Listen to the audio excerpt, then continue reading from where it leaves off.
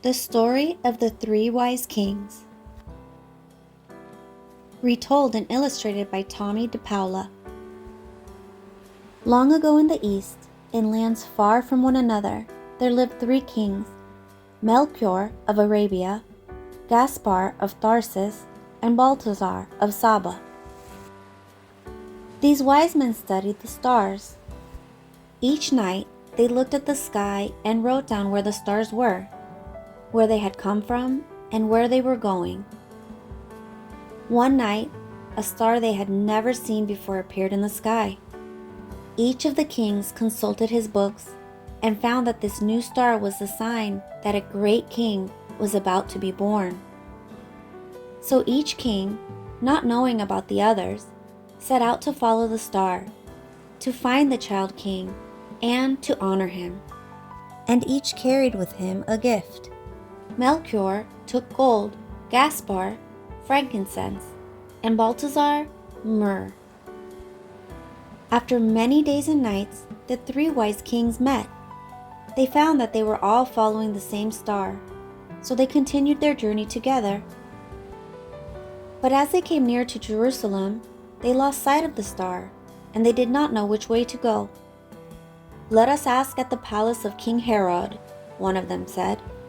"Surely Herod will know of the birth of another great king." "Where is he that has been born to be the King of the Jews?" they asked. "We have seen his star in the east, and we have come to honor him." Now Herod, who was an evil man, was disturbed when he heard this. He wished to be the only king in that land. He went to his chief priests and learned men and asked them where this child would be born. "It has been written, 'At Bethlehem in Judah,'" they told him. Herod sent for the three kings. "Go to Bethlehem and find out all about the child king," he said. "And when you have found him, come back and tell me so I may worship him too." The three wise kings set out for Bethlehem, not knowing that Herod wanted to destroy the newborn baby.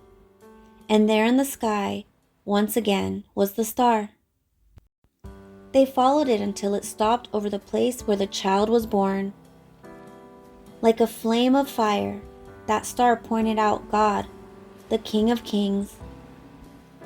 And going into the place, they saw the child with his mother, Mary, and falling down on their knees, they honored him. Then they opened their treasures and offered the gifts of gold and frankincense and myrrh. That night, as the kings slept, they were warned in a dream not to go back to Herod, for he wished to destroy the child. So the three kings, to keep Herod from finding the child, returned to their countries by a different way. A word about the kings. The first written word about the kings appears in the Gospel of St. Matthew. His brief account tells of wise men who went to Bethlehem to honor the child who would become king of the Jews. Matthew does not give them names, nor does he say how many wise men there were. His only mention as to where they had came from is that they followed a star from the east. Over the centuries, details about the wise men were added gradually. In the 2nd century, they were transformed into kings, and their number was determined. Early art from the period shows 2 and 4 figures, but 3 figures were used most often, and persisted into later centuries because Matthew had referred to 3 gifts. By the 8th century, each of the kings had a name, an area from which he came, and a physical description. Melchior of Arabia was depicted as an old man, Gaspar of Tarsus as young, and Balthazar of Saba was shown as middle-aged. The Feast of the Three Kings, called the Feast of the Epiphany, is celebrated on January 6th, 12 days after Christmas. In some countries, this is the day on which gifts are given. In this book, I have chosen to paint the mother and child in the traditional pose referred to as Seat of Wisdom, Throne of Justice. This pose was frequently used in Romanesque paintings of the Adoration of the Kings. Tommy DePaula, 1983.